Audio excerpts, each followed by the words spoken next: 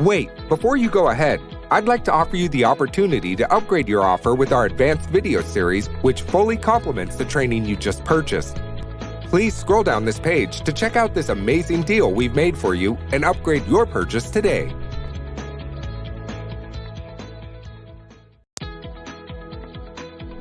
Wait, before you go ahead, I'd like to offer you the opportunity to upgrade your offer with our advanced video series, which fully complements the training you just purchased.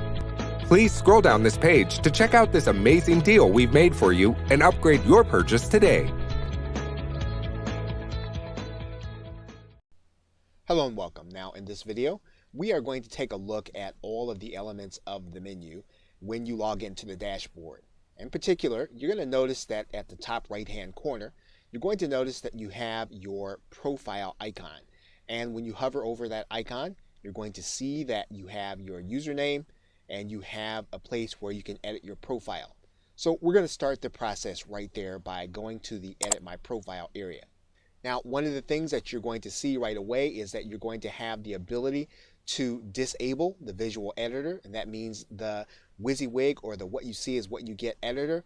You typically are going to want to keep that there unless you know HTML very well.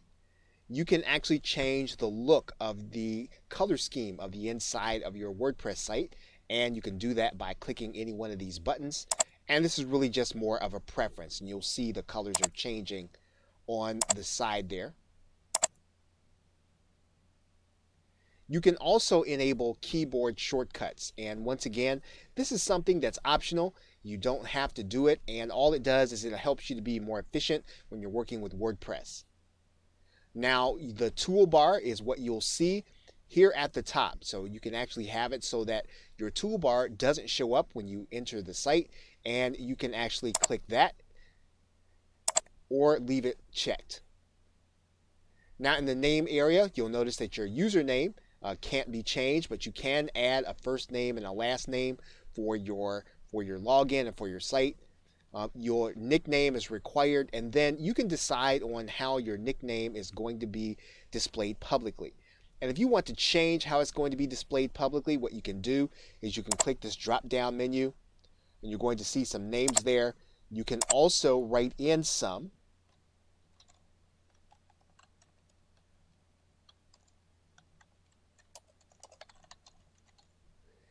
And you can actually, when you save it, you're going to have that as an option available to you here. So what we're going to do is we're going to stop this and we're going to save, update our profile. Then we're going to come back to this area where it says display the name publicly. And you're going to notice that we can actually have that as our display name, the one that we put there as a nickname. This email is going to be the one where all of our notifications about our site are going to come. This website is one that you can change, and wherever you want your username to be associated with a specific website, you can put it there. You can put whatever website there that you want to have there. Now in this area, you're going to be able to put some biographical information about yourself, and this is going to matter when you actually update what's called your gravatar, which we're going to show you here in a minute. And this information will appear every place that you log in with this username around the internet. Now you can actually generate a new password that's going to have several different kinds of elements in it that'll make it hard for you to have someone guess it. But in most cases, you're going to want to leave it to something that you can get into readily. Okay, so once you've updated all that information, you're going to want to click Update Profile. And then your profile will then be ready for you to use however you'd like to have it as you use your WordPress website. Okay, so with that, thanks, and I'll see you in another video. Hello and welcome.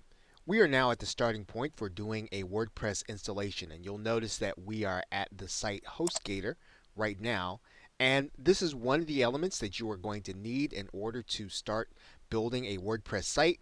You're going to need hosting. In some cases, you can already get WordPress hosting, but at minimum, you want to make sure that your hosting company has cPanel. Now, the other thing you're going to need is a domain name. And a number of marketers find Namecheap to be the most cost effective. So once you have a domain name and once you have hosting, You want to make sure that the two are connected together at the host. And when you've done that, then you'll want to get into your cPanel for your domain name. And we will start there for the WordPress process. So with that, thanks, and I will see you in the next video. Hello and welcome. Now, when you first get to your WordPress site, it's going to look something like this depending on what version that you have. And there are going to be some things that you want to do right from the start. You'll notice that our WordPress is in a directory, testwp direct, and the first thing we're going to do is log in. Now, you can log in either from the left side menu, but you don't want to always keep this left side menu there. And so what you're going to want to do is learn how to log in as if you did not have a menu here. So what you do is to go to the end of your directory, you type in WP, and then you type in a dash, and then you type in ADIMN, and then hit enter. That's actually going to bring you to a login screen. And when you get to that login screen, you're going to want to type in your login username, and then you're going to want to write in a password. Now, I'm going to do that right now. If you remember, that is the username that we created. That's the password that we created. You can click Remember Me, and then you're going to click Login. That's what we're going to do right now. Once we do that, of course, we will be inside of the WordPress dashboard. Now, routinely, when you get to the inside for the first time, you're going to see a couple of things that you are going to be familiar with in some cases, and in other cases, it may be new to you. One of the first things you'll see is whether or not your version of WordPress needs to be updated. Now, you are going to want to do these updates because this is what keeps your WordPress from being hacked. Typically, if there is a security vulnerability, there is an update, and you'll typically want to take care of this unless there is some compelling reason why you do not want to do it. So if you see an update, go ahead and click the Update Now. You're going to see a screen that looks like this, and then you're just going to want to update your WordPress.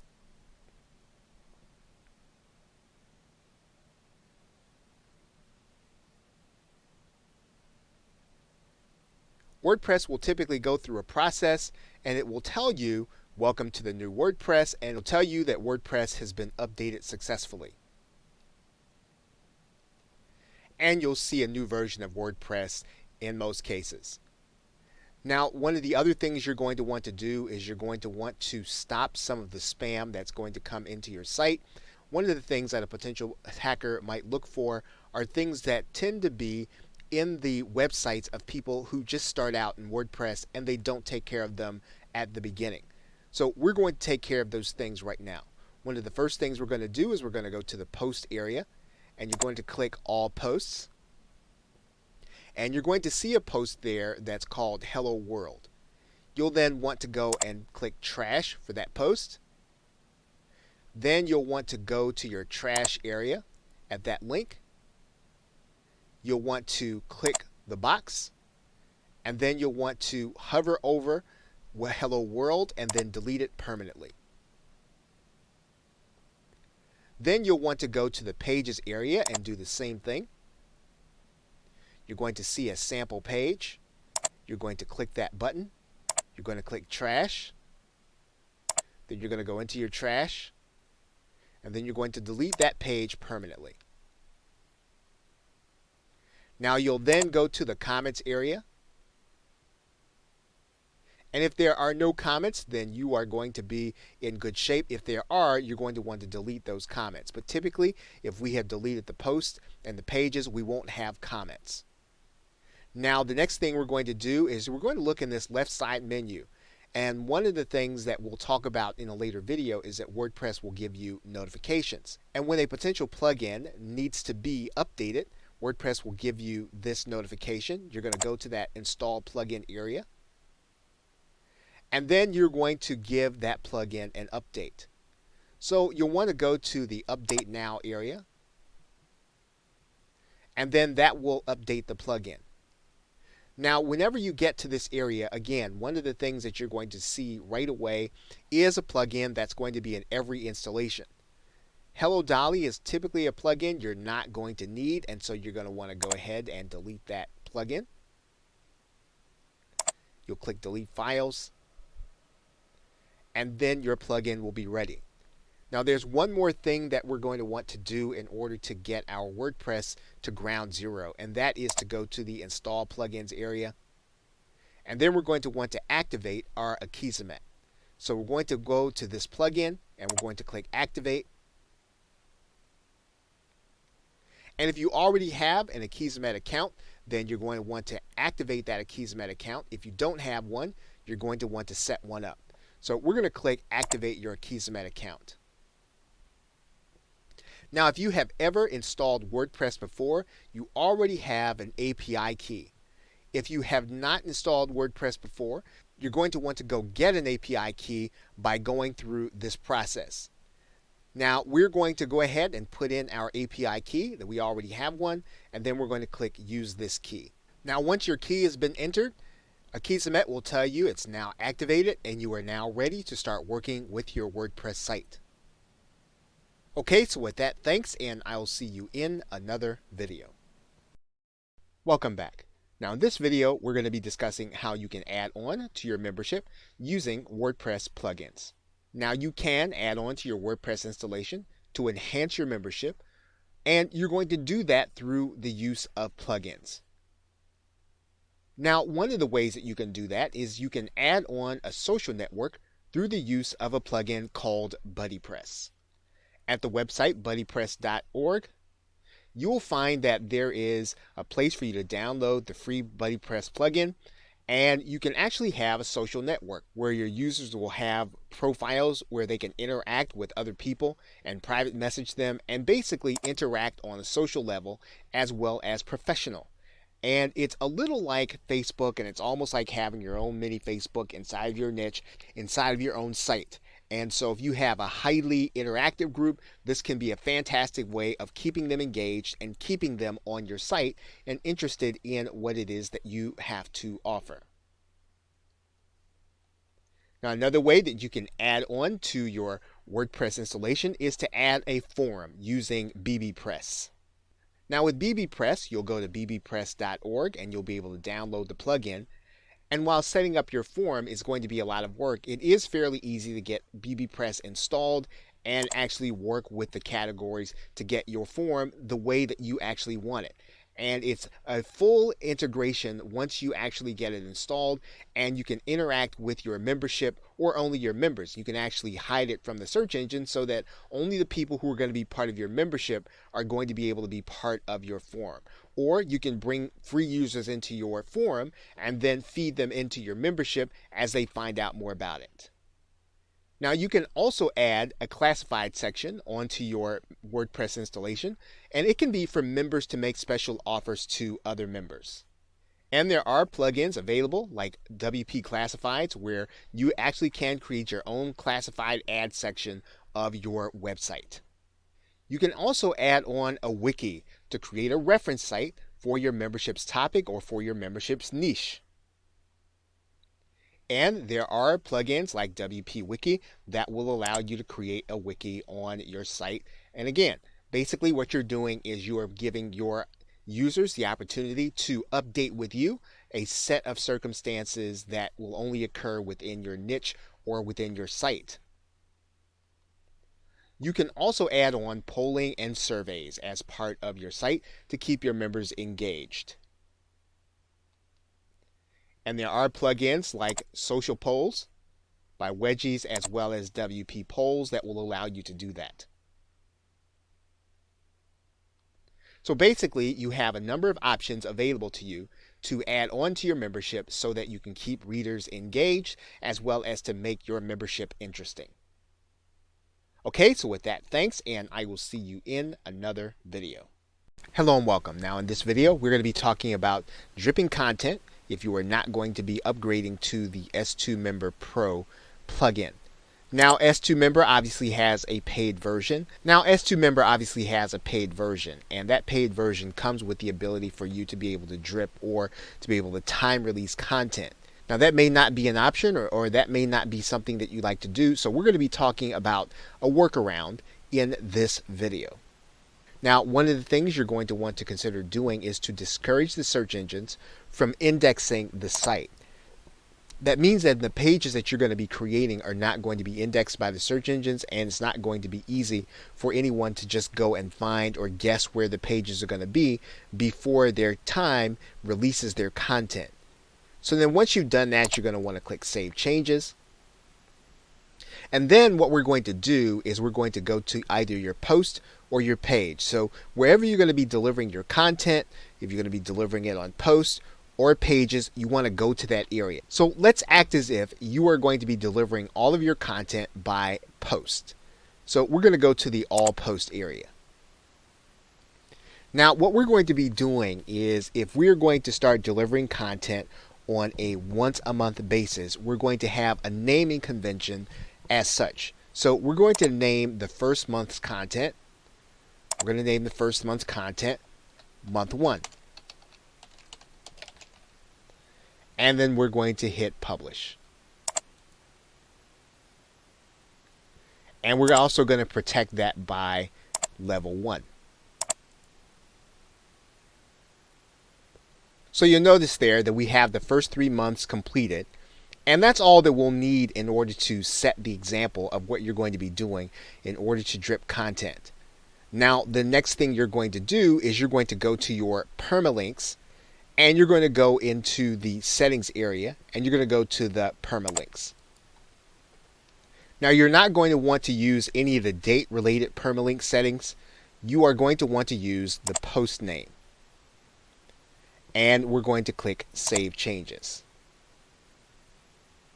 So now what we're going to do is we're going to go back to our posting area. And we're going to take a look at all of our posts. And now we're going to name each one of these uniquely. So we're going to click month 1.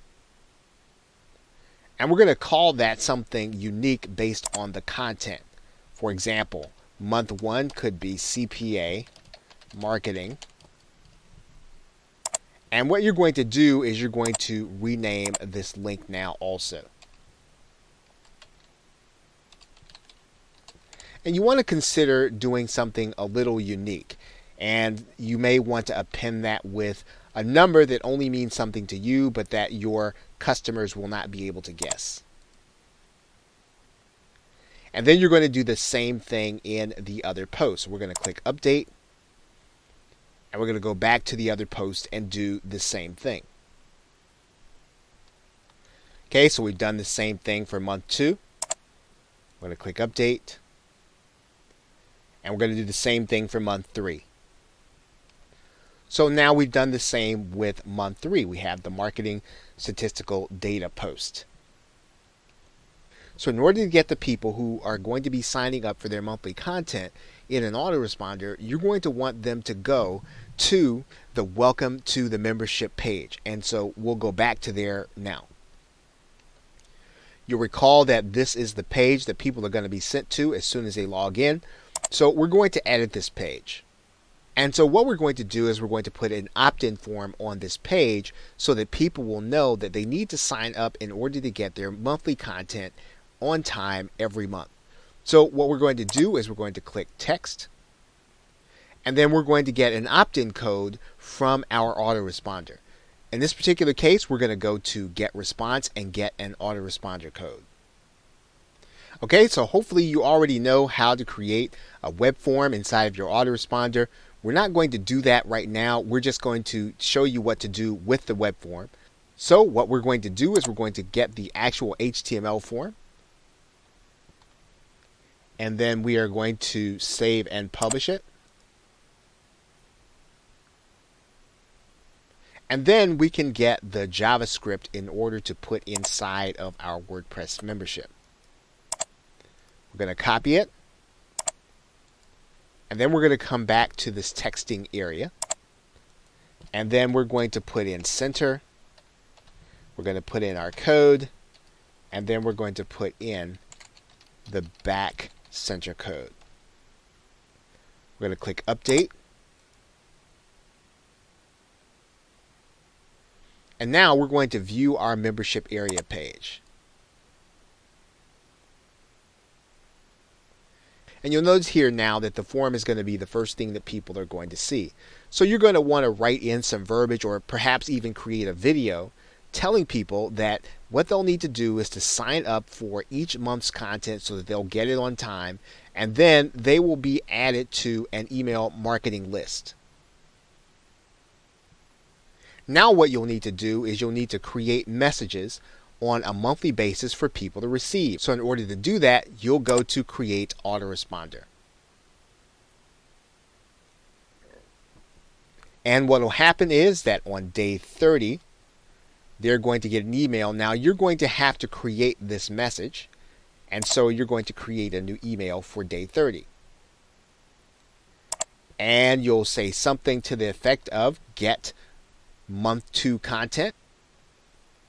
Once you have it, then you're going to go to you can save it actually, and then go to the next step. And then you'll come into a place where you're going to actually write your message, which you can start from scratch. Now you can put whatever you like to place inside of your message to your customer. The most important thing is that they get the link for the month 2 content. And so what we need to do now is we need to go back to our WordPress membership and get that link. So what we'll do now is go and get all of our posts, and we'll find month 2. And what we're going to do is we're going to get the URL. And so what we can do here is we can actually right click this view button and copy the link address. And when we write our message, what's going to happen is we're going to make sure that at the very least, after everything else we've written, we'll deliver the link to them.